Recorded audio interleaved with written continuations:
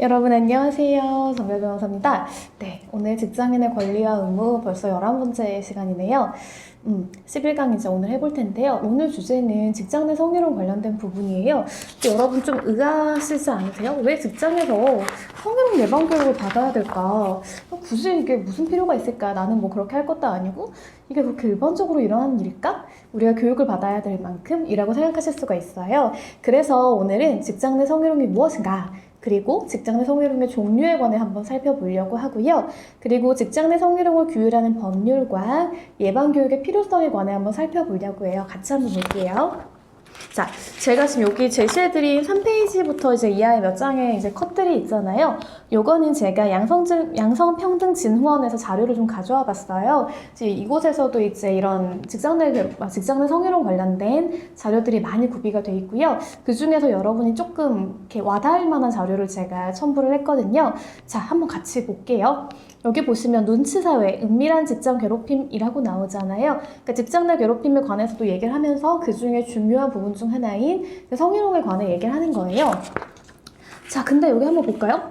A씨는 일을 잘하는데 애교가 없어. 여자가 애교가 있어야지. 혹은 B씨는 왜 이렇게 잔말이 많아? 남자면 책임지고 잘해야지. 뭐 이런 얘기 많이 들으셨잖아요. 그러니까 이렇게 직장 내 농담이나 혹은 조언으로 포장되는 성차별적 발언들이 몇 가지 있어요. 이런 게 젠더 괴롭힘이라고 우리가 얘기를 하거든요.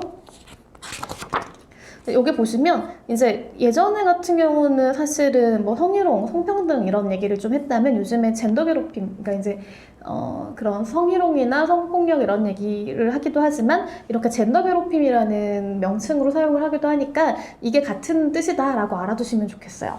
그래서 보시면 여성은 이제 6개월 기준으로 평균 33.2회 정도였고요. 남성 같은 경우는 평균 17.5회 정도로 지금 나타나고 있어요.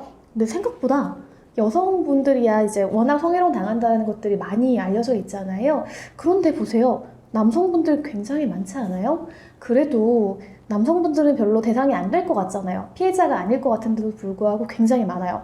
여성은 최소 주일에 한 번, 남성은 1, 2주에 한 번꼴로 이런 괴롭힘을 당하고 있다는 보고가 있다는 거예요. 사실 저도 처음에 이거 보고 되게 놀랐거든요. 아, 이런 게 진짜인가? 라는 생각도 좀 들었고요.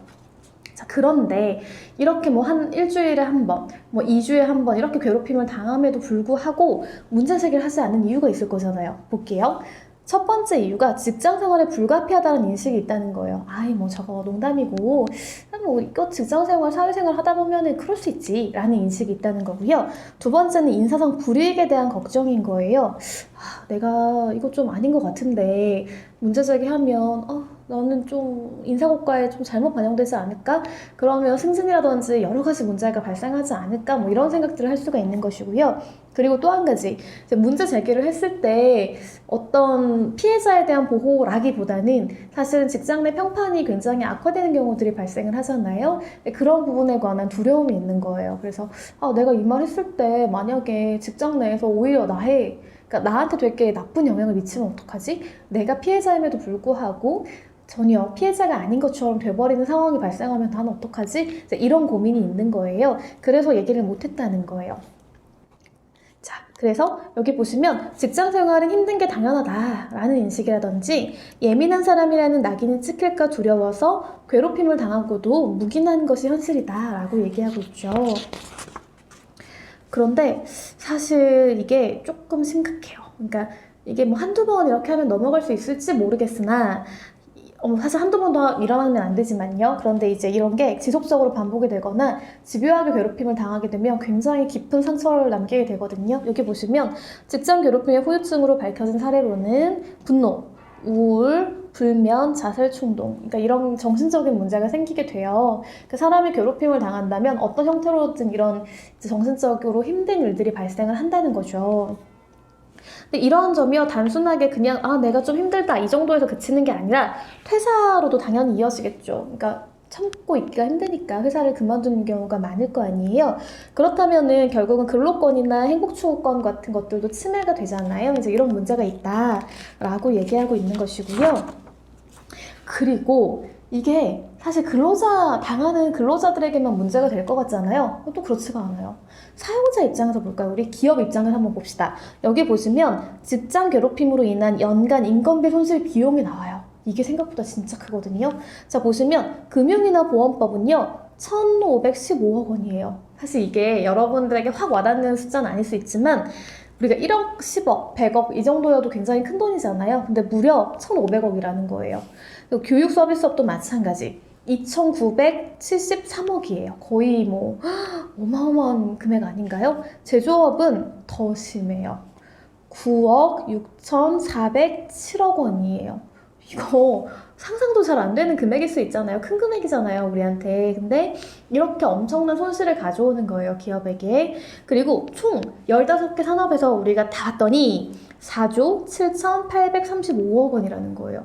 와, 이거 생각보다 놀랍지 않나요? 그러니까 단순하게 어떤 사람의 인생을 파괴하고 힘들게 하는 것뿐만 아니라 기업에도 이렇게 어마어마한 손실을 가져다 줄 수 있다는 거예요. 그러니까 또 기업 측면에서 당연히 여러 가지 측면에서도 방지해야 될 이유가 있지만 이런 재산상 손해도 있으니까 좀 주의해야 된다라는 측면도 있다라는 거를 이 통계가 보여주는 거죠. 그리고 구성원들의 생산성을 낮추고요. 당연하죠. 우리가 막 뭔가 동기부여가 돼가지고 환경도 좋고 분위기도 좋아서 일을 열심히 뭐 으쌰으쌰 해보자 약간 이렇게 되는 게 아니라 완전히 직장 문화가 악화가 되는 거고요. 기업의 경쟁력 당연히 안 좋아지겠죠. 이런 거 하락시킨다는 거 알아두시면 좋겠어요.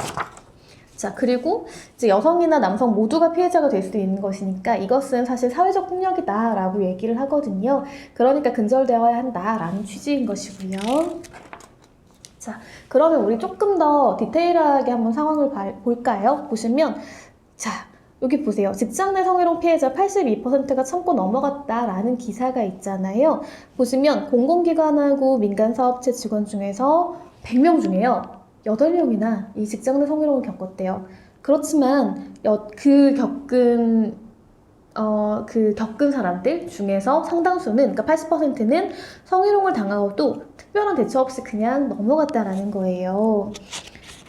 그리고 여기 보시면 상대적으로 여성이라든지 낮은 연령층 그리고 비정규직이 많이 좀 어떻게 보면 상대적으로 약자라고 볼 수도 있는 이렇게 많이 당했고요. 여기 지금 보시면 성별 피해 응답률이라든지 고용 형태별, 연령별이 쭉 나오잖아요.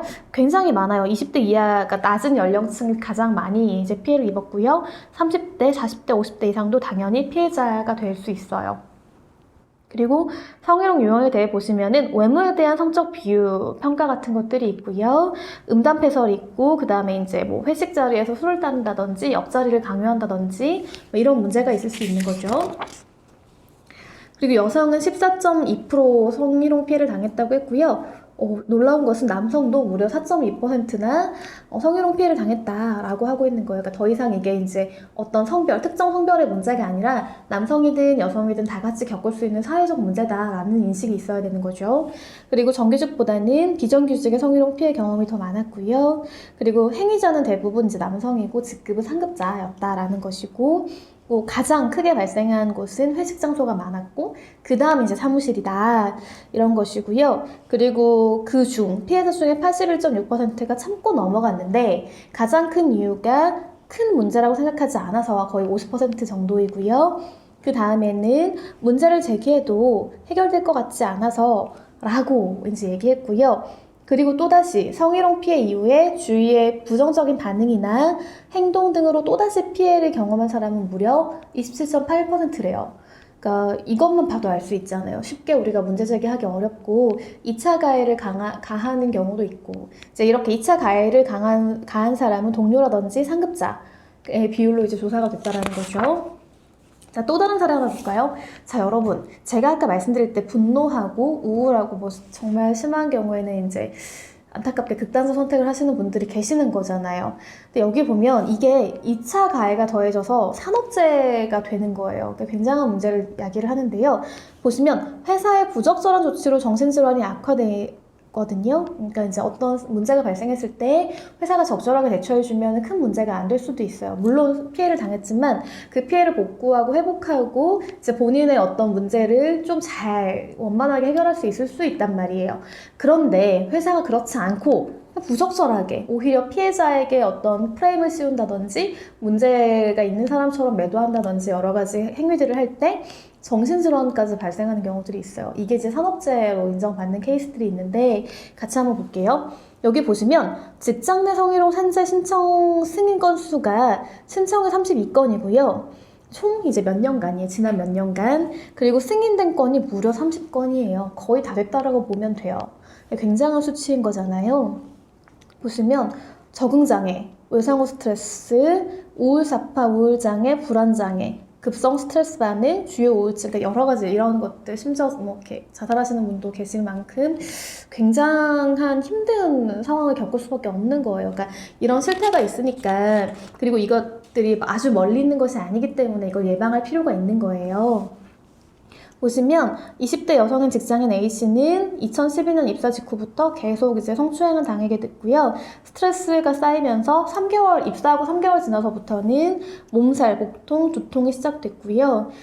이런 성추행이 이제 1년 정도 이어졌는데, 정작 퇴직을 하고 이제 퇴직을 강요받은 분은 이 피해자였다라는 거죠. 이런 문제들이 좀 있고, 40대 여성 B씨도 마찬가지로 이제 이렇게 회사에 이제 조치를 요구를 했으나 회사는 묵묵부답이었고, 이분이 결국 너무 견디다 못해서 정신과 치료를 받았지만 이런 성희롱이나 성추행이 끊이지 않았다는 거예요. 그래서 B씨의 이제 우울이나 불안 증세가 너무 극심해진 거죠. 왜냐면 나는 너무 억울하고 회사가 뭔가 해줄 거라고 기대를 했지만 전혀 그렇지 않았고, 결국 이 증세는 더욱 심각해졌던 거죠. 심각해지니까 그제서야 회사가 이제 나서게 됐던 그런 케이스들인 거예요. 그래서 이 두 분은 모두 산업재해를 인정을 받게 되었어요. 그러니까 이렇게 가기 전에 문제가 처음 발견되었을 때 잘 우리가 해결할 수 있다면 더 좋잖아요. 그리고 더 좋은 거는 문제를 발생시키지 않는 거겠죠. 여기 보시면 산재를 인정받은 증상을 보면은 성희롱 피해자는 회사의 2, 3차 가해가 동반돼서 그 증상이 굉장히 심각해졌다라고 보고가 되고 있거든요. 예를 들어서 스트레스의 경우에는 그 증상 정도에 따라서 그 심한 스트레스 반응이라든지 급성 스트레스 반응, 외상후 스트레스 장애 등으로 구분이 되는데, 경증이나 중증 같은 경우는 한 건밖에 없는데요. 되게 심각한 급성 스트레스 반응, 외상후 스트레스 장애 굉장히 심각하거든요. 요거는 7건이 달했다는 거예요. 그러니까 이건 무슨 말이냐면 초기에 적절한 대응이 되지 않았다는 거예요. 그래서 문제를 점점 키워간다라는 것이고요. 또 이제 그 밑에서 두 번째 단락 보시면 최근에는 남성들의 직장 내 성희롱 산재 인정도 무려 3건이나 있었던 거예요. 이제 위에 팀장님이 되게 부적절한 행위를 했고, 그것에 대해서 여러 가지 계약 해지 통보까지 당한 이런 케이스인 거예요. 그러니까 이런 부분들을 볼 때에도 이제 단순하게 이게 다 성별에 관계없이 누구든 이런 행위를 당한다면은 참거나 어떤 그냥 넘어가기 힘든 그런 심각해진다면 어떤 그 정신병적인 문제가 생길 수밖에 없다라는 것들을 우리가 이해한다면 왜 이런 교육을 받아야 되는지, 그리고 내가 알지 못하는 사이에 가해자가 되면 안 되잖아요. 그런 부분들 때문에 교육을 미리 하는 것이거든요.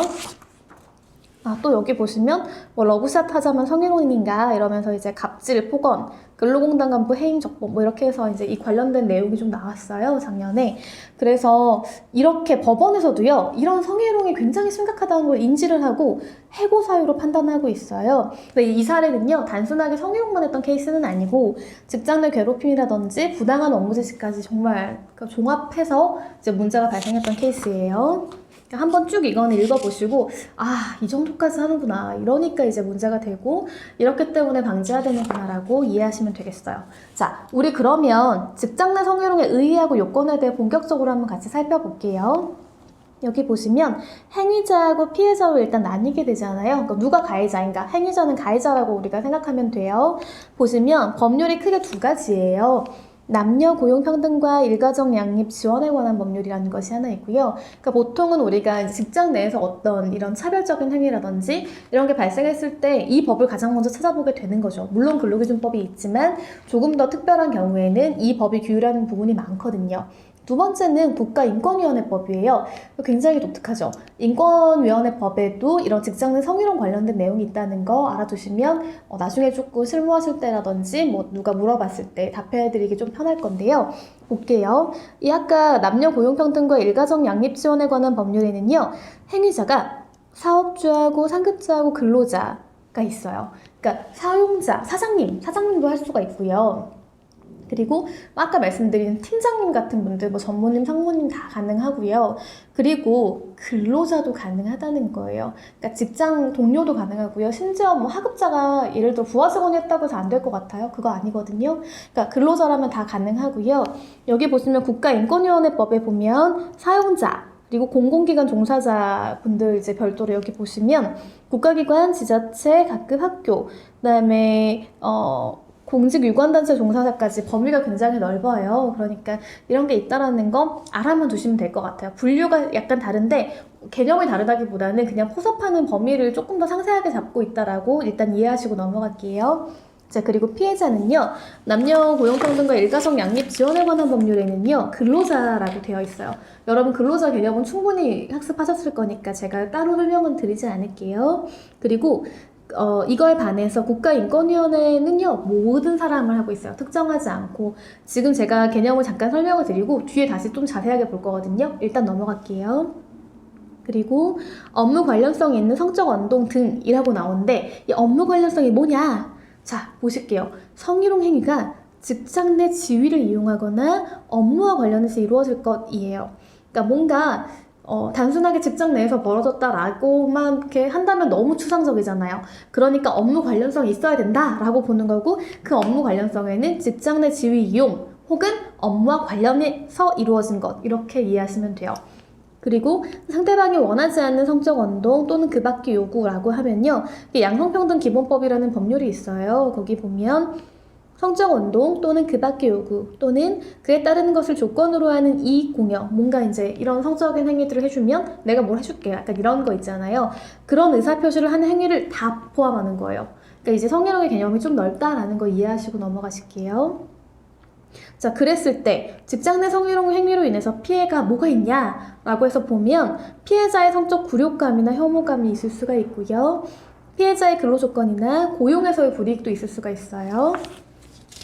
자, 그렇다면 구체적으로 조문은 뭐라고 보고 있을까요? 우리 일단 남녀고용평등과 일가정 양립지원에 관한 법률을 보면 제2조에 나와요. 그러니까 보면 여러분이 나중에 지금 법률 하시는 분들도 계실 거고요. 나중에 법률을 공부하시는 분들을 보시면 그 조문 있잖아요. 조문에 1조가 목적이고 보통 2조가 정의 규정이 나와요. 왜냐하면 그 법에서 규율하고 있는 그 용어가 무슨 뜻인지를 알아야만 뒤에 내용 이해를 할 수가 있거든요. 그래서 2조는 보통 정의 규정이고요. 이 2조에 직장 내 성희롱이 뭐야? 라는 게 나오거든요. 보실게요. 직장 내 성희롱이란 사업주, 상급자 또는 근로자가 직장 내 지위를 이용하거나 업무와 관련하여 다른 근로자에게 성적 언동 등으로 성적 굴욕감 또는 혐오감을 느끼게 하거나 성적 언동 또는 그 밖의 요구 등에 따르지 아니하였다 라는 이유로 근로조건하고요, 고용에서 불이익을 주는 것을 말해요. 굉장히 구체적이지 않나요? 그러니까 뭔가 굴욕감이나 혐오감을 느끼게 하는 것뿐만 아니라 이런 성적인 언동이나 그 기타 어떤 요구가 있을 거잖아요. 그런 요구에 따르지 않았다는 것을 이유로 근로조건이나 고용에서 불이익 주는 게 직장 내 성희롱이다 라고 법에 명확하게 명시하고 있어요. 그리고 제12조에는 금지하고 있는데 사업주, 상급자, 근로자는 해서는 안 된다 라고 써 있고요. 여기 보시면 제39조에는 또 과태료 부과 규정이 있어요. 제1항 보시면 사업주가 제12조를 위반해서 직장 내 성희롱을 했다 라고 하면요, 1,000만 원 이하의 과태료 부과한다 라는 거 있으니까 알아두시면 되겠어요. 자, 그리고 우리 국가인권위원회법 한번 읽어보시겠어요?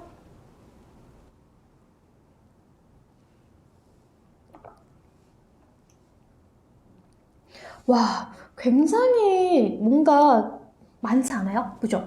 이게 보시면 굉장히 디테일하게 많이 나오고 있어요. 업무, 고용, 그 밖의 관계에서 공공기관, 뭐 이렇게 여러 가지 이런 단체의 종사자, 사용자, 근로자. 그리고 이건 비슷해요. 직위를 이용해서 또는 업무 등과 관련해서 성적 언동 등으로 성적 굴욕감, 혐오감을 느끼게 하거나 기타. 그러니까 비슷한 내용이지만 조금 더 상세하게 그 대상을 정리하고 있다라고 알아두시면 돼요. 자, 그렇다면 법원의 판단은 어땠을까요? 자, 대법원이 2008년 7월 10일에 선고한 2007-22498 판결인데요. 이거 내용 한번 볼게요. 이 남녀고용평등법에서 아까 지금 직장 내 성희롱이 뭐다 라고 얘기하고 있잖아요. 그런 것들을 볼 때에는요, 이 전제 조건, 직장 내 성희롱의 전제 조건인 성적인 언동 등이라는 게 뭐냐라고 했더니 남녀 간의 육체적 관계나 남성 또는 여성의 신체적 특징과 관련된 육체적, 언어적, 시각적 행위를 다 포괄한다는 거예요. 그러면서 사회 공동체의 건전한 상식하고요. 관행에 비추어 봤을 때 객관적으로 상대방과 같은 처지에 있는 일반적이고도 평균적인 사람에게 성적 굴욕감이나 혐오감을 느낄 수 있는 행위를 다 말한다 라고 하고 있어요. 나아가서 위 규정상의 성희롱이 성립하기 위해서는요. 이게 중요해요. 행위자에게 반드시 성적 동기나 의도가 있어야 되는 건 아니에요. 우리가 딱 생각했을 때 뭔가 성희롱이다라고 판단되려고 하면 저 사람이 약간 어떤 그런 안 좋은 의도를 가지고 어떤 목적을 가지고 해야 될 것 같잖아요. 그게 아니라고 법은 말해요. 법원은 뭐라고 하냐면 행위자에게 반드시 성적인 동기나 의도가 있어야 되는 건 아니다 라고 하죠. 다만 당사자의 관계나 행해진 장소, 상황, 행위에 대한 상대방의 명시적 또는 추정적인 반응의 내용이나 행위의 내용, 정도, 행위가 한 번 행해진 것인가, 여러 번 반복적으로 행해진 것인가, 뭐 이런 것들을 계속 봐가지고 객관적으로요. 상대방과 같은 처지에는 일반인이라고 생각해 본다면 그 사람이 성적 굴욕감이라든지 혐오감을 느낄 수 있었는지를 종합적으로 고려해 봐야 된다라고 기준을 삼고 있다는 거예요. 사실관계 한번 볼까요? 이거 진짜 좀 여러분이 한번 개인적으로 읽어보시는 게 좋을 것 같아요. 제가 읽기에는 좀 부적절한 것 같고요. 이제 제가 수업 시간에도 개별적으로 읽어보라고 하는데 사실 좀 심각해요. 이렇게 보면 언어적인 것뿐만 아니라 행동적인 부분들도 있고요. 한두 명이 아니에요. 이분이 이렇게 이제 징계 해고를 당하기까지는 여기 보시면 지금 봐봐요. 소의 1, 뭐 2, 또 있고 뭐 3, 4, 7, 8 몇 명이에요.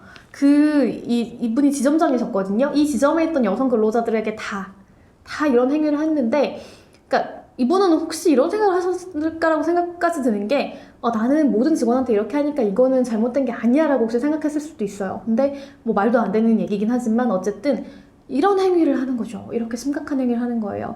그러니까 이 정도가 된다면 당연히 직장 내 이제 성희롱으로 인정이 되고요. 해고 사유에 당연히 인정이 되는 거죠. 근데 사실은요, 이거는, 이분이요, 굉장히 많은 직원분들에게, 그리고 많은 사람이 있는 자리에서 너무 당당하게 이런 행위들을 계속 해왔기 때문에, 오히려 증거라든지 이런 것도 좀 가능했지만, 일반적으로는 이제 한 명에 대해서 아무도 모르게 은밀하게 진행되는 경우가 많아요. 자, 그럼 어때요? 문제가 생기잖아요. 그러면 아무도 이제 이 사람이 이런 행위를 했다는 걸 믿을 수가 없는 거죠. 그 부장님이? 그렇게 좋으신 분이? 이렇게 되는 거예요. 그러니까 마치 피해자가 좀 문제가 있는 사람처럼 느껴질 수도 있는 거잖아요. 그래서 현실적으로는 좀 문제가 발생하는 경우들이 많아요. 자, 다음 거 한번 볼게요. 직장 내 성희롱의 피해자로 인정받는 자는 누구인가? 법이 뭐라고 되어 있는지 볼게요. 남녀고용평등법상 피해자인 근로자라고 되어 있거든요. 고용 형태하고 무관해요. 그러니까 보시면 이 근로자라고 우리가 보통 얘기하는 것은요. 어떤 특정 고용 형태, 정규직이냐, 비정규직이냐를 따지지 않고요. 구직자하고요. 일정 범위의 협력업체 근로자분들 계시잖아요. 그분들도 포함 가능하다라는 부분이 있어요. 자, 임금을 받고 사업장에서 근로를 제공하는 자는 정규직, 임시직, 계약직, 시간제 근로자 등 명칭이나 고용 형태, 근로기관에 관계없이 모두 피해자인 근로자에 포함될 수 있다라는 거 알아두시면 좋겠어요. 자, 그리고 그 국가인권위원회법상 피해자라고 보면 조금 다르니까 비교를 한번 해볼게요. 근로자에 한정되지 않고요. 행위자인 사용자라든지 근로자라든지 공공기관 종사자로부터 업무하고 관련해서요. 직장 내 성희롱을 당한 사람이 있을 수가 있잖아요. 그렇다면 이분들은 모두 피해자인 거예요. 모두 피해자가 되어서 국가인권회에 진정 제기할 수 있다는 거 알아두시면 됩니다. 그러니까 좀 차이가 있다는 게 느껴지죠? 자, 그 다음에 파견 근로자는 어떨까요? 제가 지난 시간에 잠깐 파견 근로자 설명을 한번 드린 적이 있잖아요. 그 부분인데 이분도 마찬가지 파견 근로자 비정규직이거든요. 그렇다 하더라도 아까 말씀드린 그 남녀고용평등법에 적용을 받게 되는 거죠. 그런데 이 파견 근로자는 사용자가 2명이잖아요. 직접 근로계약 체결한 파견 사업주하고요. 이 파견 근로자가 다른 기업에 파견을 나가서 실제로 일할 때 그 실제로 일하는 사용 사업주, 그 사업장의 사장님 따로 있다고 했잖아요. 자, 둘 중에 누굴까요? 실제 일하는 곳에서 사장님이 교육을 시켜셔야겠죠. 그래야만 이제 문제가 발생하지 않으니까. 그래서 이 파견 근로자에 대한 직장 내 성희롱 예방 교육을 실시할 의무는요, 사용사업주에게 있는 거예요. 이 파견 근로자가 실제로 일하는 곳에 계시는 사장님이에요. 파견 근로자가 일하는 사업장 소속 근로자에게 직장 내 성희롱을 당할 수도 있잖아요. 같이 일하니까. 그럴 때에는 사업장의 사업주가 행위자에 대해서 징계를 한다든지 피해자를 보호한다든지 하는 조치를 취해야만 해요. 그리고 파견 근로자가 사용사업주에게 사용사업주 소속 근로자 또 있을 수 있잖아요. 그 직장 내 성희롱을 당했다라고 한다면 일단은 사용사업주가 그 사실을 확인해야 돼요. 본인 사업장이니까 확인할 수 있잖아요. 그리고 분쟁 처리를 담당을 해야 되는 거죠. 다만 사용사업주는 파견 근로자에 대해서 징계를 할 수는 없잖아요. 왜냐하면 징계에 관한 부분들은 근로계약 작성한 근로자하고 사용자 간의 관계거든요. 그렇기 때문에 직접적인 징계는 안 돼요. 그리고 그 근로자를 고용해서 파견한 사업주, 즉 근로계약 체결한 파견 사업주라고 했다고 했잖아요. 파견 사업주에게 직장 내 성희롱 행위를 한 파견 근로자를 징계하도록 하는 요구를 할 수 있어요. 그러니까 이런 것처럼 뭔가 적절한 조치를 취해달라 라고 이제 요구할 수 있는 것이죠. 그 다음에 또 하청업체라든지 협력업체 근로자들도 대상이 될 수 있다고 했잖아요. 그럴 때는 이분들은 남녀고용평등법의 보호를 받게 되는 거예요. 보실까요? 합청업체 또는 협력업체 근로자가 원청업체와의 업무를 수행함에 있어서 자, 요건 1번 업무의 연속성이 있어야 돼요. 단순하게 한두 번 본 사이가 아니고요. 연속적으로 업무를 했어야 됐고 원청업체 직원과 같은 공간에서 업무를 수행할 수 있잖아요. 우리가 사내하청이라고 해가지고 예를 들어 공장이 있는데요. 1번 라인 같은 경우는 정규직 근로자, 그러니까 원청업체 정규직 근로자이고 2번은 다른 이제 보시면 여기 협력업체, 우리가 흔히 하청이라고 얘기하는 협력업체 근로자분들이 일하시는 2번 라인이 있어요. 근데 같이 하시잖아요. 같이 업무 수행하게 되면 하청업체 근로자가 원청업체 소속 사업주나 근로자에게 직장 내 성희롱 당할 수 있잖아요. 이제 이런 경우를 얘기하는 거예요. 그럴 때 원청업체 사업주는 남녀고용평등법의 적용을 받게 되죠. 그래서 직장 내 성희롱 행위자에 대한 징계 등 조치 의무하고요. 하청업체 피해 근로자에 대한 보호 조치를 취해야 한다라는 점 알아두시면 좋겠어요. 자, 그리고 또 한 가지. 여러분, 어때요? 생각해보세요. 구직자, 그러니까 지금 일자리 알아보려고 면접 보고 취업 관련된 활동을 하는 분들, 이분들 될까요? 피해자? 돼요. 왜냐하면 여기 보시면 남녀고용평등법상의 근로자에 해당하거든요. 이분들도 제2조 제4를 보면 근로자란 사업주에게 고용된 자, 첫 번째 고용된 자가 당연히 근로자겠죠. 두 번째 이거 알아두셔야 돼요. 이거 굉장히 중요하거든요. 취업할 의사를 가진 자. 자, 남녀고용평등법은요, 취업할 의사를 가진 자도요, 근로자에 포함하고 있다라고 알아두셔야 돼요. 예를 들면, 이제 취업 면접을 보러 왔어요. 어떤 분이. 근데 지금 여러분도 이제 나중에 취업하시거나 하시면 굉장히 이제 그 면접 자리가 부담스럽고, 사장님은 굉장히 너무 높은 사람 같고, 너무 이제 말 한마디 하기가 조심스러운 상황일 거잖아요, 당연히. 그럴 때 구직업체의 사업주나 근로자, 뭐 예를 들어 그 면접위원으로 계시는 분이라든지 이런 근로자분들께서 직장 내 성희롱을 했을 수가 있어요. 그럴 때 바로 이 남녀고용평등법의 적용을 받는 거죠. 그러니까 하면 안 되는 행위라는 거죠. 자, 그렇다면 또 있어요. 직장 내 성희롱의 이제 가해자, 행위자라고 하는데 가해자가 또 누가 될 수 있느냐. 관련 법규에 나타난 행위자들이 좀 많이 있거든요. 아까 보셨던 것처럼 남녀고용평등법상의 행위자는요, 사업주, 상급자, 근로자 이렇게 나눠진다고 했죠.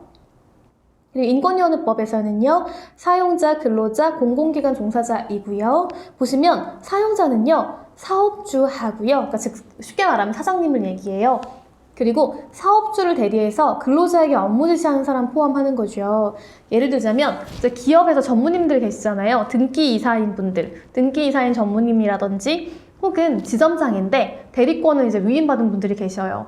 그런 분들이 이제 사업주를 대리해서 근로자에게 업무 지시를 하는 자에 포함될 수 있다는 거예요. 자, 그리고 여기에 사업주는 누구인가 그러면 한번 개념 잠깐만 보고 넘어갈게요. 사업주는요, 법인 사업의 경우에는 법인 자체이고요. 개인 사업의 경우에는 그냥 개인 사업주 있잖아요. 개인 사업주가 사업주다 그냥 개인이 사업주라는 거 알아두시면 되고요. 법인의 대표이사는 사업주가 아니에요. 아니고 법인 자체가 사업주인 거예요. 이거 OX 퀴즈로 간혹 나오거든요. 그래서 사업주 같은 경우는 법인 자체이고 법인의 대표이사는 사업주가 아니다 라는 부분도 이해하시면 좋겠고요. 그리고 남녀고용평등법상에 그 대표이사는 상급자에 해당한다. 그러니까 사업주가 아니라 상급자다라는 거 이해하시면 되겠어요. 그리고 상급자는요, 일반적으로 사용자를 의미하기는 해요. 사용자를 의미한다라는 것들. 개념이 각각 다르잖아요. 사업주, 상급자, 그리고 사용자. 이렇게 각각 다른 개념이라는 거 좀 알아두시고 넘어가면 좋겠어요. 자, 그렇다면, 자, 볼까요? 아까 사업주 봤잖아요. 사용자는 누구일까요? 무슨 차이가 있을까요? 사용자는요, 사업주를 포괄하는 굉장히 큰 개념이에요. 그러니까 사업주가 있었다고 했잖아요, 아까. 그런데 사업주는 사용자 안에 있는 작은 개념이고요. 사용자가 더 큰 개념이다 라고 알아두시면 돼요. 사용자는 근로기준법 제2조 제2호에 나오거든요. 마찬가지로 정의 규정이겠죠. 사업주, 사업의 경영 담당자, 기타 근로자에 관한 사항에 대해서 사업주를 위하여 행위하는 자라는 것인데요. 1번. 사업의 경영 담당자가 있어요. 예를 들면 대표이사라든지 등기이사라든지 지배인 같은 분들인데요.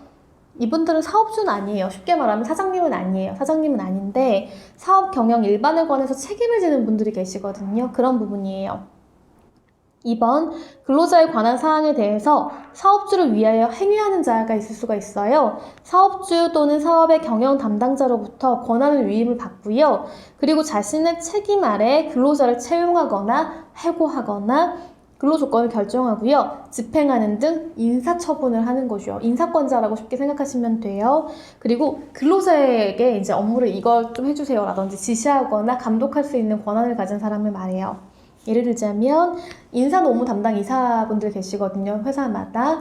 혹은 공장장 이런 분들도 계시는데 이런 분들이 바로 근로자에 관한 사항에 대해서 사업주를 위해서 행위하는 자라고 생각하시면 돼요. 자, 형식적인 직위라든지 직급이 이제 여러 가지가 있잖아요. 그런데 이런 직급이 있다라고 해서 사용자이다, 아니다 라고 판단하는 것은 아니에요. 구체적인 직무의 내용에 따라서 이 사람이 정말로 사용자이냐 아니냐를 판단하게 된다는 거 알아두시면 좋겠어요. 자, 그리고 이런 부분도 있을 수가 있거든요. 자, 어떨까요? 고객이나요? 그러니까 우리가 회사 내에서 벌어진 일은 아니에요. 그런데 그러니까 회사 직원분들이 이제 하신 일들은 아니에요. 그런데 고객이라든지 제3자가 직장 내 성희롱을 할 수가 있단 말이에요. 어느 날 갑자기 왔는데 정말 한 번도 보지 못한 어떤 고객님이 오셔가지고 되게 이상한 정말 나쁜 성희롱적인 행위를 하신 거죠. 그럴 때 고용노동부에 진정을 제기할 수 있나? 이 부분 같이 알아보는 게 좋을 것 같아요. 왜냐하면 이거는 실무에서도 많이 쓰이기도 하고요. 실제로 이런 일이 발생하면 내가 어떻게 대응해야 되는지를 알아봐야 되니까 그렇거든요. 고객거래처 직원이나 이제 피해자와 같은 사업장에 소속되어 있지는 않을 수 있어요. 그렇지만 업무와 밀접한 관련이 있는 제3자도 있을 수 있잖아요. 고객분들도 마찬가지실 거고요. 그럴 때는요, 남녀고용평등법에 여러 조항에 적용되는 직장 내 그런 성희롱 행위자는 아니에요. 아까 여러분 보셨잖아요. 행위자 보니까 남녀고용평등법에 고객이나 제3자는 포함 안 되는 거 보셨죠? 그렇지만 남녀고용평등법은 고객 등 업무와 밀접한 관련이 있는 자가 업무 수행 과정에서 근로자에게 직장 내 성희롱을 일단 했고요. 그리고 해당 근로자가 그로 인한 고충 해소를 사업주한테 요청할 수가 있거든요. 이 경우 그러니까 일단은 성희롱을 했고 그리고 고충 처리 요청을 받은 경우 사업주가 그럴 때에는 사업주는 근무 장소를 변경해 준다든지 왜냐면 그 사람 또 와가지고 그렇게 행위하면 안 되니까 그리고 배치 전환한다든지 혹은 유급 휴가의 명령 등 적절한 조치를 취해야 한다는 거예요. 그리고 이럴 수 있잖아요. 그때도 제가 직장 내 괴롭힘에서도 마찬가지였지만 말씀을 드린 것 같은데 서비스업이니까 야 네가 참아야지 저 고객이 지금 얼마나 VIP인지 알아? 뭐 이러면서 이렇게 얘기하면 안 된다는 거예요. 그러면 심지어 이렇게 뭐 성희롱적인 행위를 했는데 근로자가 거부하고 진정을 제기했다 라는 걸 이유로 저 VIP 고객님의 어떤 심기를 거슬렸다라는 것을 이유로 해고했다? 이런 불이익한 처우를 해서는 절대 안 된다라는 거예요. 여기 보시면 남녀고용평등법에 보면 제14조 2에 바로 그 부분이 나와요. 고객 등에 의한 성희롱 방지 라는 내용인데요. 제1항 사업주는 고객 등 업무와 밀접한 관련이 있는 자가 업무 수행 과정에서 성적인 언동 등을 통하여 근로자에게 성적 굴욕감이나 혐오감 등을 느끼게 하고요. 그로 인해서 근로자가 그로 인한 고충 해소를 요청할 경우에는 근무 장소를 변경하거나 배치 전환을 하거나 유급 휴가를 명령하는 등 적절한 조치를 해야 된다라고 보고 있죠. 제2항 사업주는 근로자가 제1항에 따른 즉 이제 성희롱 피해 이런 걸 주장을 하거나 고객 등으로부터 성적 요구에 불응한 것을 이유로 해고라든지 그 밖에 불이익한 조치를 해서는 안 된다라는 것도 있으니까 뭐 그럴 리 없겠지만 혹시나 이런 뭐 이상한 요구를 받는다든지 그럴 땐 당연히 거부하셔야 되고 이런 거에 대해 이제 여러 가지 조치를 취할 수 있다는 것도 알아두시면 좋겠어요. 자, 그리고 또 이런 경우도 있어요. 그러니까 좀 이해가 안 되는 케이스들인데 콜센터 근로자에 대해서요 전화를 하면서 그렇게 성희롱을 했던 분들이 많으셨대요. 그러니까 이럴 때 어떻게 대처해야 될 것인가에 관한 문제거든요. 고객이 콜센터 근로자를 포함해서 이제 근로자에게 전화를 거는 거예요. 걸어가지고 직장 내 성희롱을 할 경우가 있잖아요. 그럴 때에는 성폭력 범죄의 처벌 등에 관한 특례법이 있어요. 이제 여기 보면 자기 또는 다른 사람의 성적 욕망을 유발하거나 만족시킬 목적으로 전화, 우편, 컴퓨터, 그 밖의 통신 매체를 통해서 성적 수치심이라든지 혐오감을 일으키는 말이나 음향, 글, 그림, 영상 또는 물건을 상대방에게 도달하게 한 사람, 여기에 해당하는 거죠. 굉장히 광범위하잖아요. 그러니까 이 요건을 잘 보셔야 돼요. 그러니까 굉장히 많은 것들이 규제당하고 있고 당연히 안 되는 거니까. 자, 이럴 때에는 2년 이하의 징역 또는 500만 원 이하의 벌금형에 처한다 라는 거 알아두세요. 그리고 또 이런 경우도 있었어요. 이제 우리가 사실 직장 내 성희롱이다라고 하면 아직도 좀 일반적으로 피해자는 여성이라고 보잖아요. 그런데 여성이 가해자고요. 남성이 피해자인 경우도 있어요. 근데 이게 이 사건일 때 남성들이 굉장히 어려워해요. 왜냐하면 우리가 일반적으로 생각할 때는 남자가 피해를 당한다고? 무슨 말도 안 되는 소리야? 라고 생각할 수 있잖아요. 실제로도 이제 이런 사건이 발생을 하면 남성 근로자한테 오히려 야, 그 정도도 못 견뎌? 라든지 아니 그걸 왜 대처를 못해? 라든지 굉장히 많은 얘기들이 오가거든요. 그래서 2차 피해가 좀 더 심각해지는 사건들도 있어요. 근데 그런 부분이 있을 수 있어서 제가 일부러 남성 근로자도 피해자일 수 있다라는 부분들을 가져왔거든요. 보시면 의류 제조 판매 회사의 생산부 미싱사하고 미싱 보조로 일하는 여성 근로자 A와 B는 같은 회사 생산부 소속 기계실 기계수리기사 보조사원으로 일하는 남성 근로자 C에게 성희롱을 계속하게 된 거예요. 되게 지속적으로 힘들게 했고요. 네, C가 계속 하지 마세요. 거부 의사를 계속 표시를 해요. 그럼에도 불구하고 A와 B가 계속 신체 접촉을 한다거나 여러 가지 성희롱적인 행위를 한 거예요. 그랬을 때 법원이요. A하고 B가 C에 대해서 하는 이 행위는요. 남녀고용평등법상 직장 내 성희롱에 해당된다. 그리고 C는 A와 B의 행위로 인해서 정신적 고통을 입은 게 너무 당연히 인정된다 라고 판시했다는 거 알아두세요. 자, 그리고 여기 보시면 이 뒤에 되게 사실관계를 적었거든요. 근데 이게 뭐 특별한 어떤 그런 게 아니고 진짜로 이 법원이 인정하고 있는 이 사안에 관한 진정한 사실관계예요. 근데 사실 여러분 어때요? 이게 진짜 입에 담기도 별로 좋지 않은 그런 내용들이잖아요. 그러니까 직장 내 성희롱이 이렇게 좀 말도 안 되는 행위들로 이루어지고 있다라는 것들. 그래서 단순하게 이런 게 뭐 농담이라든지 어떤 우리가 그냥 뭐 한번 기분 나쁘고 말지 라고 하고 혹은 뭐 심지어 친밀감의 표현이라고 생각하시는 분들도 있어요. 그렇지 않다라는 거, 그런 부분들을 인지하고 넘어가시면 좋겠어요. 자, 이런 행위가 있을 때 법원 뭐라고 했을까요? 법원의 판단 우리 같이 한번 볼까요? 이러한 피고들의 행동, 그러니까 아까 그 여성 근로자 두 분의 행동 있잖아요. 그 행동은 분명한 성적인 동기와 의도를 가진 것으로 보인다라는 거죠. 아까 보셨잖아요. 당연히 그렇지 않아요? 그러한 성적인 언동은 사회통념상 일상적으로 허용되는 단순한 농담이라든지 또는 호의적인 언동의 범주를 넘어서서 원고로 하여금 성적 굴욕감이나 혐오감을 느끼게 하고요. 그리고 원고, 그러니까 그 남성 근로자의 사회적 평가를 저하를 시키고 원고의 근무 환경을 악화시켜서 인격권을 침해한 것이다. 이거는요. 여성 근로자가 피해자라도 마찬가지예요. 당연하게 이런 문제들이 있기 때문에 직장 내 성희롱에 해당한다 라는 것이에요. 그리고 이런 직장 내 성희롱에 해당이 된다라고 하면 뭐가 있냐면요. 가해자들은 원고가 입은 정신적 손해를 금전으로나마 이제 배상할 의무가 있다라고 해서 위자료에 관한 책임을 지게 되는 것이죠. 그리고 또 이런 요건도 있어야 돼요. 직장 내에서 지위를 이용하거나 혹은 업무상 관련성이 있어야 된다라고 했잖아요. 그게 뭐냐면 사업주나 상급자 또는 근로자가 직장 내 지위를 이용하거나 업무와 관련성이 있는 경우라고 한다라고 하면 사업장 내부에서 근무 시간에 성희롱 발생한 거 너무 당연할 거예요. 너무 당연할 뿐만 아니라 사업장 밖에서, 회사가 아니에요. 사업장 밖에서 근무 시간이 아닌데도 성희롱 하는 경우들이 있어요. 그렇게. 그래서 이럴 때에도 직장 내 성희롱은 처벌 가능하다라는 부분이 있어요. 자, 예를 한번 볼게요. 근무 시간 외에도 직장 밖에서 만난 경우가 있을 수 있고요. 그럴 때 업무 관련성이 인정된 사례가 뭔지를 한번 우리 구체적으로 살펴볼게요. 한번 읽어보시겠어요?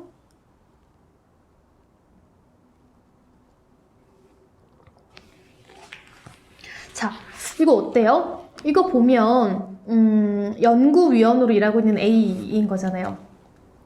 근데 이분이 고문인 B에게 후원금을 받으러 갔어야 했나 봐요. 그래서 직장 외의 장소에서 이제 고문이신 이 B가 일하는 장소에 원하는 시간에 만나는 경우가 많았던 거예요.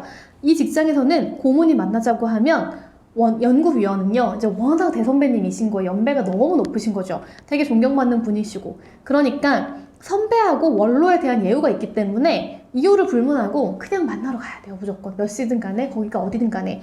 이게 조직 문화다라고 여겨지고 있는 거죠. 그런데 어느 날 A는요, 선약이 있었어요. 선약이 있는데 이분이 후원금을 주시는 분이기도 하고 워낙 이제 존경받는 원로이기도 하니까 그래서 B의 연락을 받았어요. 이제 와라. 내가 이제 뭐 이런저런 걸 해주겠다. 후원금을 뭐 준다든지 여러 가지 이유가 있으니까 와라라고 했고요. 이 직장 문화가 이랬기 때문에 그리고 이분이 너무 되게 존경받는 분이었기 때문에 별 의심 없이 그냥 나간 거죠. 이제 받으러 나간 거죠. 그랬더니 이 자리에서 B가 A를 성희롱하게 된 거예요. 그럴 때 근무 시간이 아닌 시간에 직장 밖에서 만났다고 하더라도 이 경우는요, 사적으로 두 분 만나러 간 거 아니잖아요. 그냥 정말로 업무 관련성 때문에 이런 후원금 관련된 부분에 있어서 받으러 간 것일 뿐이기 때문에 당연히 업무와의 관련성이 인정된다라고 판단된 사례예요. 이처럼 뭐 출장 중인 차 안이라든지요, 혹은 업무와 관련이 있는 회식 장소라든지 야유회 장소, 혹은 업무 회의가 있는데 밖에서 할 수도 있거든요. 우리가 미팅 같은 거 밖에서 많이 하잖아요. 그럴 때 발생한 성적 언동으로 피해자가 성적 굴욕감이나 혐오감을 느꼈다라고 한다면 직장 내 성희롱이 된다라는 거 알아두시면 좋겠어요. 네. 그 다음에는 이제 본격적으로 판단 기준에 대해 좀 추가적으로 볼 텐데요. 우리 한 5분만 쉬었다가 다시 한번 들어가도록 하겠습니다.